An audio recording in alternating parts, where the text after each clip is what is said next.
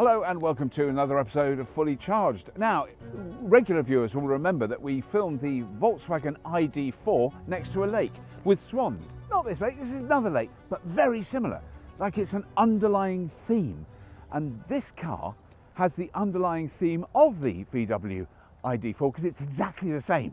From the wheels down, everything underneath is identical, but this is the Skoda Enyaq. I mean, it's massive. It took me about a minute to walk past it. It's like a ship. It's a big car. So that is a beautiful lake in Milton Keynes. Beautiful, sunny Milton Keynes. That is the Skoda Enyaq, and this is Fully Charged. Don't forget our great EV giveaway. Subscribe and enter for the chance to win one of several electrifying prizes, including one of 4 electric cars.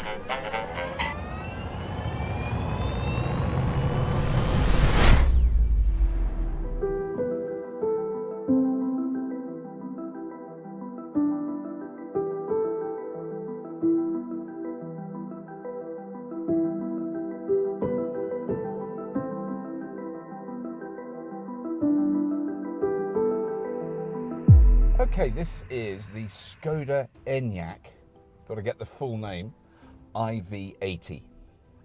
And do you know what, I had to think about this yesterday when I knew I was coming to do this. I have never driven a Skoda before, of any type, anything. I'm sure I've been in them, but I've never driven them. So this is my first Skoda experience. And I'm at the car park of the Volkswagen headquarters in Milton Keynes. That's where you go, always, you go to Milton Keynes. Where are you filming today? Milton Keynes. What are you filming? A car. Doesn't matter whose it is, it's always in Milton Keynes.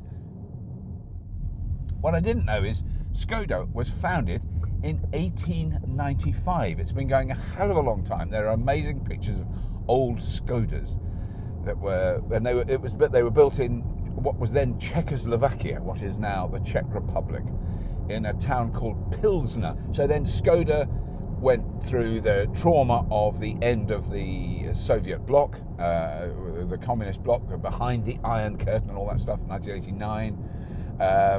And then it was gradually bought up bit by bit by Volkswagen until in about 1998 or around 2000, Skoda was entirely owned by Volkswagen, by the Volkswagen Group, and has been ever since, and has been extremely successful brand. They make very good, very reliable cars, and they sell a huge amount of cars in other countries that, if you live in the UK, you may not be aware of. China being a good example. Very, very popular car in China. They're doing very well there. They have factories in China. This is a very large motor vehicle. I was completely unaware of that when I was driving, which I think is a very good sign. I didn't feel like, oh my God, this thing's so huge. It's got incredibly good steering, very, very good turning circle for a car this big, but it is big. I mean, if you want a big family car and you're thinking, well, should I get a petrol or diesel one or should I get an electric one? And you need something with a load of space in it, this is a very good alternative to that. It's one of the biggest electric cars I've ever driven. Skoda's got big. So I'm not absolutely blown away by the styling, I'm not going to lie. It's just a big chunky car, big wheels, big wing mirrors. So this is Skoda's first built from the ground up 100% electric vehicle. You can't get a petrol or diesel version of this. What it's running on is Volkswagen's MEB platform, their multiply different specification skateboard platform, drivetrain, blah, blah, blah.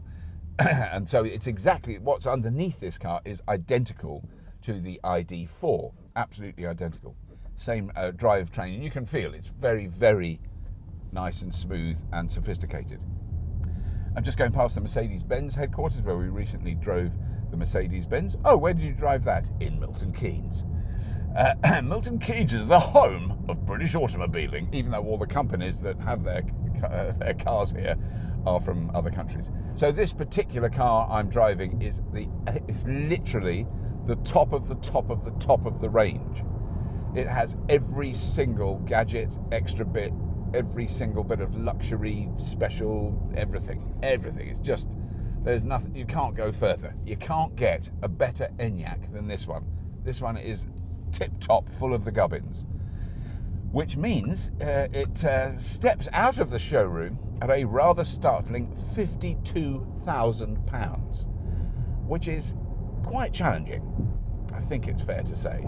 But the slightly lesser model with this size battery, so I'll go over battery sizes and range in a moment, but with this size battery starts at about £40,000, and then there is a slightly smaller battery that starts at like mid-30s.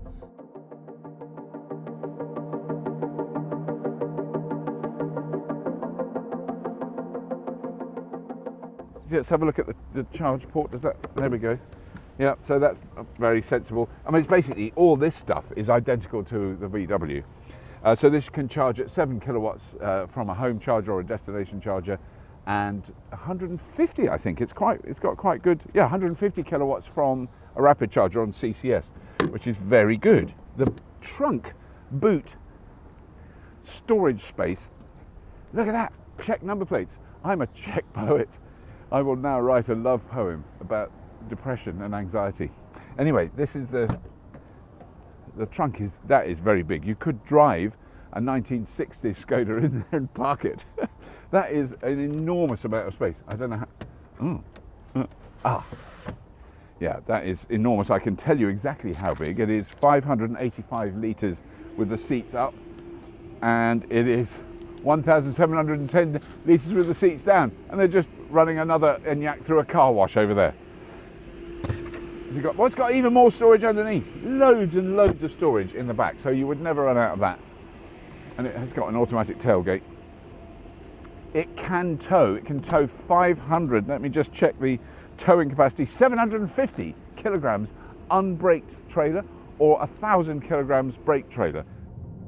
So the range of this car is around about 250 miles. That's this is the not the WLTP range, which is over 300. This is the EV database range, the real world, how far you actually get when you actually drive one, which is much more useful. And 250 miles is much more than adequate. It's incredibly good. If you can drive 250 miles in a car in all weathers, when it's wet, when you've got to drive over hills, when it's windy, that is brilliant, and that's what this car will do for you. The 0 to 60 speed is, I think, around 8 and 9 seconds. It's just not relevant in this car. So what? That is faster than most other SUVs, but so what?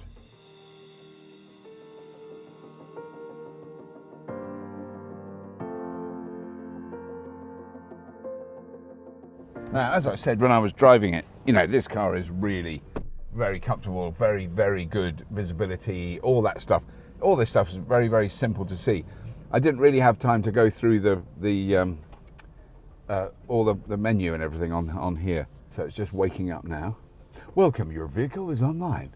There we go. So the sat-nav was great because I used that to find my way back to this car park, which is where we started from. And that was very simple to follow. So this looks very similar to the ID.4 and the ID.3, very similar setup. So I've only driven 15 miles in it. We've got a very limited window to use this car. But I was averaging 2.8 miles to the kilowatt hour. Now, I think it's a bit unfair because I wasn't concentrating on driving carefully. It was all stop-start and accelerating hard and all that stuff. I think I can say that I get over 3.5, 3.5 miles to the kilowatt hour. Well, the Tesla, just as a comparison, because that's a car I know really well, will get about 4.2. Clearly, there are other vehicles of a similar size that are a little bit more efficient. As I mentioned, the ID.4, which is essentially the same car with a different body, is a bit more efficient than that. Okay, so one of the other things, just very brief observation I've just seen on the sat-nav, is that Milton Keynes is, one of the best equipped towns for electric vehicles. It has just thousands of chargers here, and they all show up on the sat-nav very clearly. There's a 50 kilowatt one just off that roundabout I've just been round. There's a 7.4 kilowatt in a car park. There's a 250 kilowatts straight ahead of me. That is interesting, isn't it? It does show those really, really clearly. This is not an adapted sat-nav bit of software from a petrol or diesel car. It's not showing me garages, it's showing me charge points, which is important. The heads-up display is very, very good. It's not quite as good as the Mercedes, but then I don't think anyone in the world has a heads-up display as good as the Mercedes. That was exceptional. Other than that, the thing that I couldn't make any difference is the paddles. They're clearly on the steering wheel. I couldn't get them to do anything at all when I was driving it, but everything else is very, very straightforward and simple. And I'm just seeing what that, there we go. So here's another whole range of solid buttons that can control your various aspects of the car. So you can set the driving mode from eco to comfort to normal to sport. So I didn't have time to do that. So I was on normal. Parking assist, that shows all the cameras around the car and is clearly very, very, that shows me the side. I can see a camera down there. That shows me the back, that shows me the other side. I can see another camera, and that shows me the front. And this model also comes with a sunroof, which is very nice, which I think has that is amazing. I don't even know what I'm doing. It has a sort of smooth thing under here, and you just slide your finger along and weird stuff happens. And then when you take your finger off, it stops. I don't even know what's happening. Oh, that's the slidey, that's the sunshade. Oh, if you had a kid in this car, they would be playing with this for about a week. So I haven't even looked in the back. Now, I mean, this is big. This is proper big car. This is, I put that seat to where I normally am, and actually, I would probably, if I was going to drive it a long way, I'd move it forward even further. Here, I can control my own temperature coming out of the vents there. I can heat the seats. There are two USB-C ports down there. So if you do compare the Enyaq with the VW ID.4, for example, it is £1,450 more expensive. It has 5 miles less range. I think that's fairly debatable. And other than that, it's the same platform. It's identical. It's very similar. It is interesting that they've priced this car considerably higher than its brother competitor or sister competitor, which is the ID.4, which is of a similar wheelbase, similar size. This is clearly bigger than the ID.4. This is a big, big car. The other one is the Nissan Ariya, which we're yet to review, but a lot of people have seen that car in other countries. This car is £5,600 odd more expensive than the Nissan, and it goes 50 miles less far. So the range of the Nissan is clearly greater than this. We don't know yet because we haven't tested it. And this vehicle is 3% less efficient than the Nissan Ariya, which is kind of, again, debatable. 3% is not big. If it's 50%, you go, oh my God! But 3% is kind of close. Then, if you compare this with the truly fabulous Ioniq 5, the new car from Hyundai, this car is £6,600 more expensive. Now, I would be sorely tempted if I was looking at this and looking at the Ioniq 5, which is maybe not quite as big, but it's very, very close and very spacious inside and so advanced technologically, and their energy efficiency is so good. I would be very, very tempted to go with the Ioniq 5.